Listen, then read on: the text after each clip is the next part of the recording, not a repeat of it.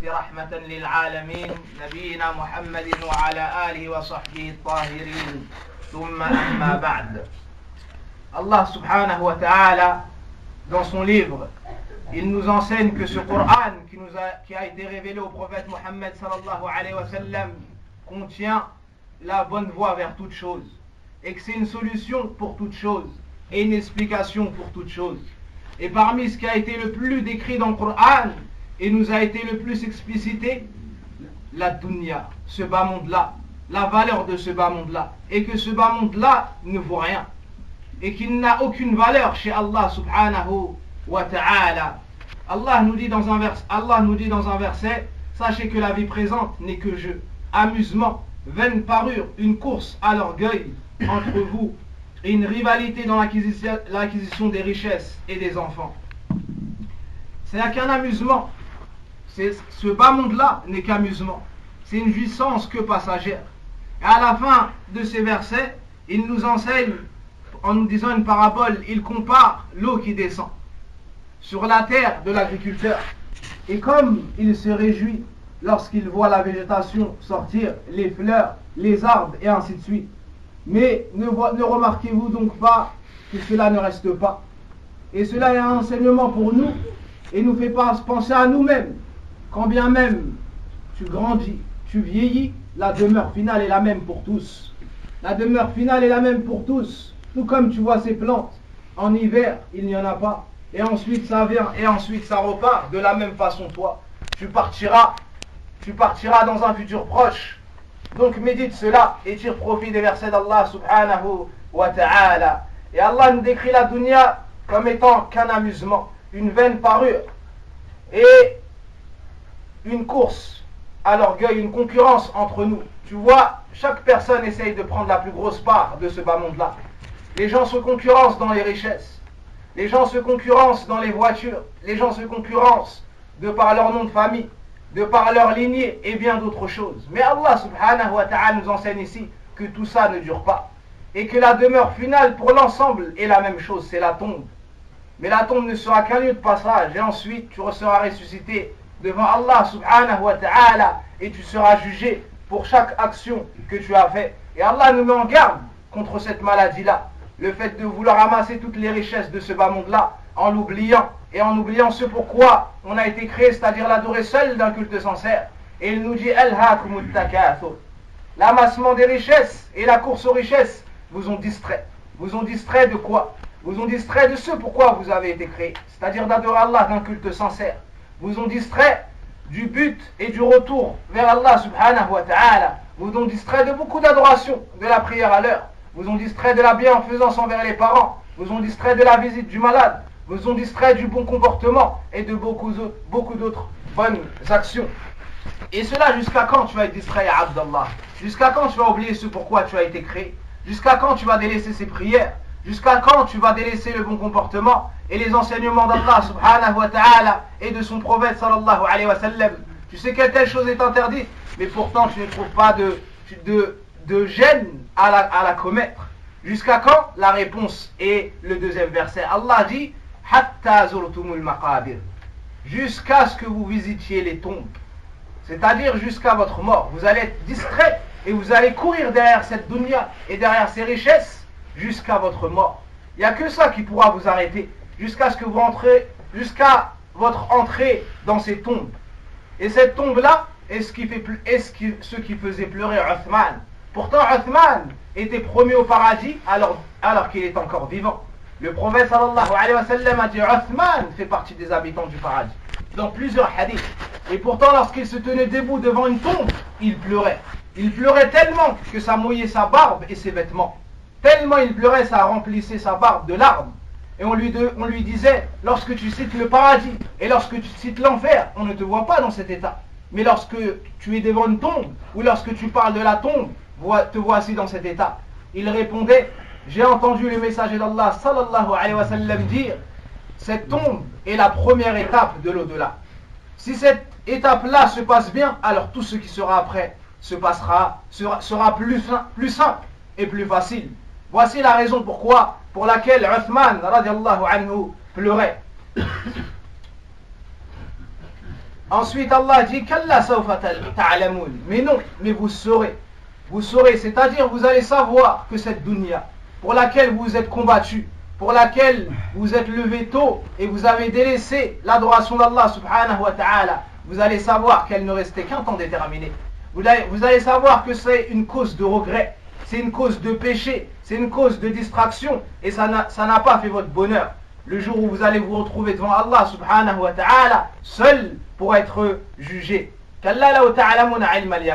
vous aviez eu la certitude, la science qui atteint la certitude, c'est-à-dire la science qui pénètre les cœurs, qui donne naissance à des actes, pas le simple fait de savoir. Combien de gens savent, mais ils ne mettent pas en pratique.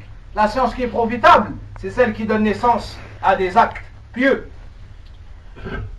La tarawunna al-jahim, vous auriez vu le feu de l'enfer. Al-jahim, c'est un des noms de an-nar, de l'enfer.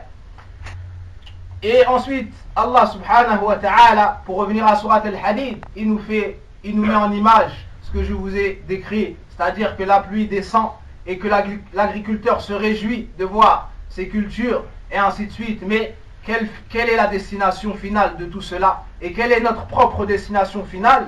C'est la mort, et cela sans exception. Le meilleur de la création, on lui a repris son âme, le prophète sallallahu alayhi wa sallam. Alors ne pense pas toi échapper à cela. Le prophète sallallahu alayhi wa sallam nous enseigne comment ce bas monde-là n'a aucune valeur chez Allah subhanahu wa ta'ala. Il nous dit, si ce bas monde-là, l'ensemble de ce bas monde-là, serait l'équivalent auprès d'Allah de l'aile d'un moustique, il n'aurait pas donné une gorgée d'eau aux mécréants. Si tout ce bas monde-là, si ce bas monde-là et tout ce qu'il contient, représenté chez Allah ne serait-ce que l'aile d'un moustique, il n'aurait pas donné une gorgée d'eau aux kafirs. Une gorgée d'eau aux mécréants, Allah subhanahu wa ta'ala ne lui aurait pas donné. Ici, le prophète sallallahu alayhi wa sallam nous apprend que ce bas monde-là n'a aucune valeur. Et que ce bas monde-là et ses jouissances ne méritent pas que tu désobéisses au prophète sallallahu alayhi wa sallam.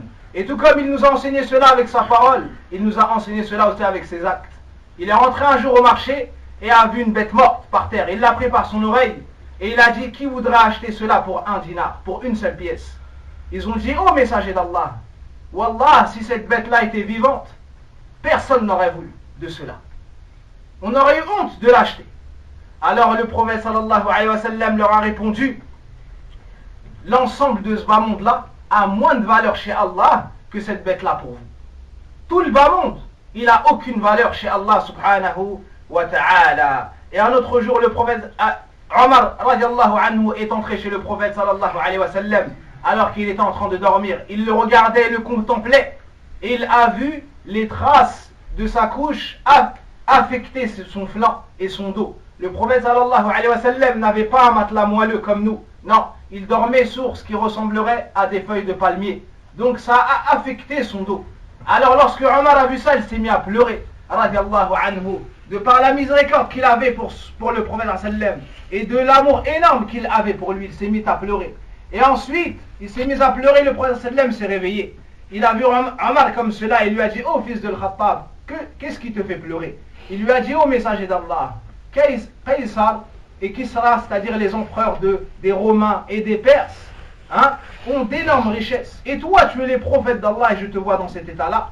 Voici ce qui cause ma douleur. Alors le prophète sallallahu alayhi wa sallam lui a répondu une réponse qui est un enseignement pour lui, pour ses compagnons et pour toute la communauté après eux.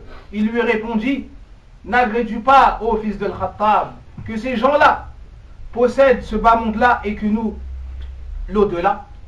N'agrées-tu pas que eux partent avec les richesses de ce bas monde et que nous partions avec les richesses de l'au-delà? Alors Omar s'est encore mis à pleurer.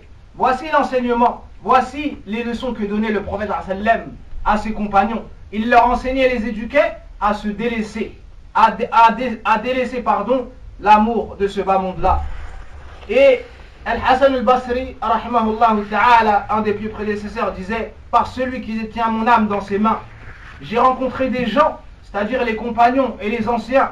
Pour eux, ce bas monde-là avait moins de valeur que la poussière sur laquelle ils marchaient.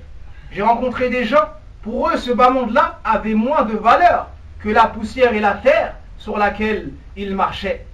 Et un homme, parmi les rois des générations passées, a voulu marier son fils à la fille d'un grand savant qui s'appelle Saïd ibn Musayyib, un des plus grands savants de l'islam.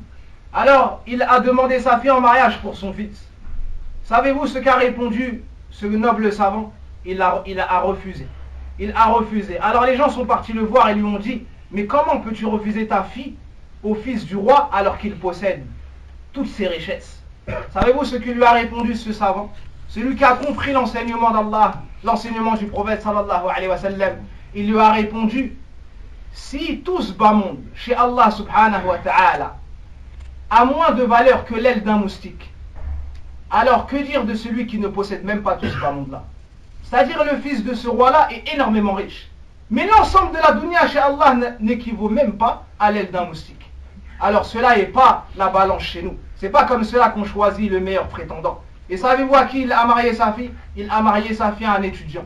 À un étudiant qui a appris le Coran et qui a appris la science du prophète sallallahu alayhi wa sallam, des compagnons et des anciens, et il lui a marié pour une très petite somme.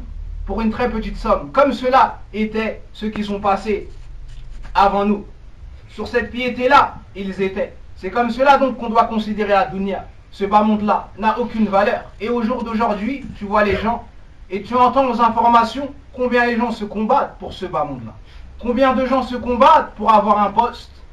Combien de gens se combattent pour être président. Et ils ont oublié que ce bas monde-là va partir dans très peu de temps. Va disparaître dans très peu de temps. Et que l'ensemble descendra dans une tombe resserrée. Et il n'y aura personne pour les aider. Et ensuite la demeure finale sera de se tenir debout devant Allah subhanahu wa ta'ala pour être jugé. فنسأل الله سبحانه وتعالى أن يعلمنا ما جهلنا وأن يوفقنا إلى كل خير وأن يصلح أحوال المسلمين في كل مكان. اللهم عنا على ذكرك وشكرك وحسن عبادتك. اللهم صل على محمد وعلى آل محمد كما صليت على إبراهيم وعلى آل إبراهيم إنك حميد مجيد والحمد لله رب العالمين.